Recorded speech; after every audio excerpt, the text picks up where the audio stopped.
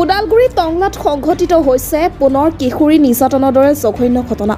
হোটেলৰ কোঠাত বলপূৰ্বক যুৱতীৰে অভিসাৰত লিপ্ত হোৱাৰ অপচেষ্টা যুৱকৰ। বলপূৰ্বক যুৱতীৰ শ্লীলতা হানিৰ অভিযোগত অভিযুক্ত হোটেলৰ পৰিচালক। অভিযুক্ত হোটেলখনৰ পৰিচালক মিথুন চক্ৰৱৰ্তীৰ বিৰুদ্ধে টংলা আৰক্ষী থানাত এজাহাৰ দাখিল ভুক্তভোগী যুৱতীগৰাকীৰ। টংলাৰ পেৰাডাইজ হোটেল নামৰ অভিজাত হোটেলখনত সংঘটিত হৈছে এই লজ্জাজনক ঘটনা। প্ৰাপ্ত তথ্য মতে ভুক্তভোগী যুৱতীগৰাকী হোটেলখনৰে পাৰ্ট টাইম কৰ্মচাৰী। উক্ত দিনা হোটেলত কৰ্মচাৰী কম থকা বুলি যুৱতীগৰাকীক হোটেললৈ ফোনযোগে মাতি নিয়ে পৰিচালক লম্পট মিথুন চক্ৰৱৰ্তীয়ে। যুৱতীগৰাকী হোটেলত উপস্থিত হোৱাৰ পাছতে পৰিচালক মিথুনে হোটেলৰ এটা নিৰ্জন কোঠালৈ মাতি নি বলপূৰ্বক শ্লীলতা হানিৰ চেষ্টা কৰে। যুৱতীগৰাকী কোনোমতে নিজক বচাই তাৰ পৰা ওলাই আহিবলৈ সক্ষম হয় বুলি জানিব দিয়ে। ঘটনা সন্দৰ্ভত ভুক্তভোগী যুৱতীগৰাকীয়ে মিথুন চক্ৰৱৰ্তীৰ বিৰুদ্ধে টংলা থানাত এজাহাৰ দাখিল কৰে। 30 এপ্ৰিলত এজাহাৰৰ দাখিলৰ পাছতো অভিযুক্তৰ বিৰুদ্ধে টংলা আৰক্ষীয়ে কোনো ব্যৱস্থা গ্ৰহণ নকৰাত ক্ষোভ প্ৰকাশ কৰিছে ভুক্তভোগী পৰিয়ালৰ লগতে টংলা আঞ্চলিক বীৰ লাচিত সেনা সমিতিয়ে। ধৰ্ষণৰ দৰে জঘন্য কাণ্ডত লিপ্ত হৈ এগৰাকী অভিযুক্ত মুকলি আকাশৰ তলত ঘূৰি ফুৰিবলৈ সক্ষম হোৱা ঘটনাই সাধাৰণ ৰাইজৰ আৰক্ষী প্ৰশাসনৰ ওপৰত থকা বিশ্বাস কেনেদৰে অটুট থাকিব বুলি এতিয়া প্ৰশ্নৰ অৱতাৰণা কৰিছে বীৰ লাচিত সেনা অসমৰ লগতে সচেতন ৰাইজে। কলেজৰ ষ্টুডেণ্ট হয়, BA 3rd চেমৰ হয়, টংলা কলেজত কৰি আছোঁ মই। আজি ঘটনাটো হোৱা 10 দিন হৈছে। মই ওদালগুৰি জিলাৰ টংলাৰ পৰা কৈছোঁ। তেনে ক্ষেত্ৰত মই তাত কাম কৰিব গৈছিলোঁ 19 তাৰিখে তেনেকৈ সোমাইছিলোঁ। মই তেনেকৈ দুদিনমান কৰিলোঁ। তেনে ক্ষেত্ৰত এমাহ হ'ব নাপালে। যোৱাৰ ক্ষেত্ৰত মোৰ তেনেকৈ ইলেকশ্যন আছিলেতো, তেনেকৈ মানুহ মানে ষ্টাফ কম আছিলে। দুজন মানে কাৰিকৰ আছিলে, তাৰ ৰান্ধনি দুজন আছিলে দাদা।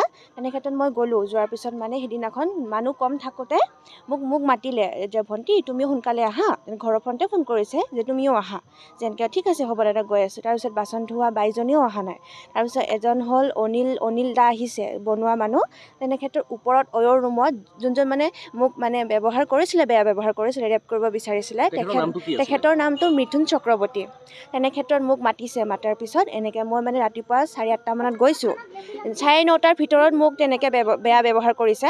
9:30 ভিতৰত মোক মাতিছে আৰু তেনেকৈ মোক কামখিনি ঝাৰু পোছা চব লগালোঁ, সাৰা মোচা কৰিলোঁ। লৈ কেনে মই চাকি দিলোঁ। চাকি খৰ দি কেনে মোক কিটচেনত মাতিছে। মাতি কেনে তাৰপিছত তেনে ক্ষেত্ৰত মই কিটচেনটো চোৱাকৈ আৰু ইফালে দিয়া থোৱাকৈ মই আছিলোঁ আৰু তাৰপিছত ৰাইজৰ খোৱাখিনি উঠাই দিয়াকৈ তলত আছিলোঁ। মই ফাষ্টফুড কাউণ্টাৰত আছিলোঁ। ফাষ্টফুড কাউণ্টাৰটোৰ মানে মেনেজাৰজন মিথুন চক্ৰৱৰ্তীয়ে, যিজনে মোক মানে ৰেপ কেছ কৰিব খুজিছিলে, সি মোক মাতিছে ভণ্টি আজি মানে হেৰি নাই, ষ্টাফ কম আছে, তুমি ব্ৰেকফাষ্টটো ওপৰত লৈ যাওঁ। ঠিক আছে হ'ব দাদা মই আপুনি পিছে মোৰ থাকিব লাগিব। যিহেতু মই আজি ফাৰ্ষ্ট টাইম যাম তাতে, মই তলতহে থাকোঁ। অয়ৰ ৰুম ওপৰত আছে, হোটেল ৰুম হয়। মইতো নাজানো ওপৰৰ পৰা কোনফালে নামি আহিব লাগিব, মই তেনেকৈ নাজানো। ফাৰ্ষ্ট সোমাইছোঁ সিদিনাখন।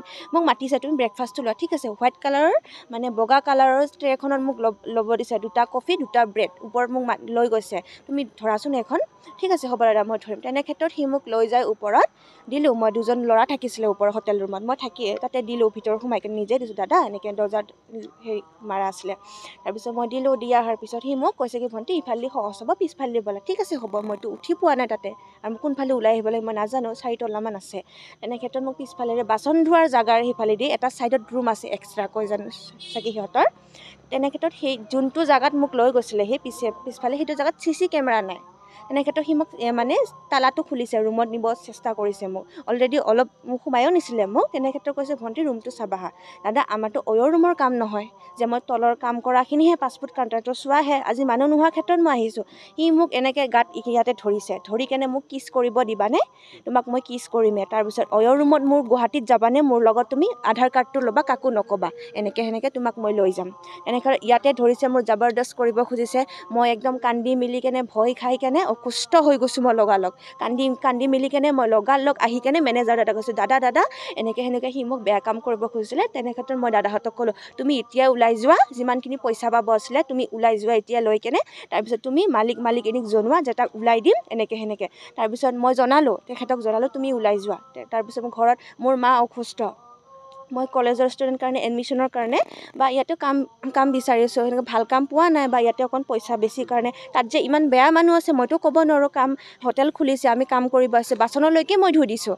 2 দিন কামৰ মানুহ অহা নাই কাৰণে মই বাচনলৈকে ধুই দিছোঁ। তেনে ক্ষেত্ৰত সি মোক চান্স বিচাৰি আছিলে। মইতো গম নাপাওঁ সি যে মোক বেয়া চকুৰে চাইছে।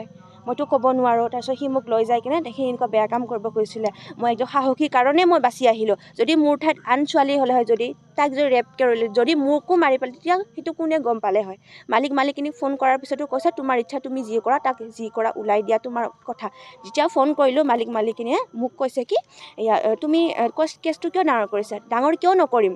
যদি মোৰ লগত আজি ইমানখিনি বেয়া কাম হ'লে হয়, আপুনি কি কৰিলে? আপোনাৰ ছোৱালীৰ যদি হ'লে হয়, আপুনি কি কৰিলে হয়? আপুনি গাত লাগা নাই, আপুনি মালিকনী মোক জনাবই লাগিব।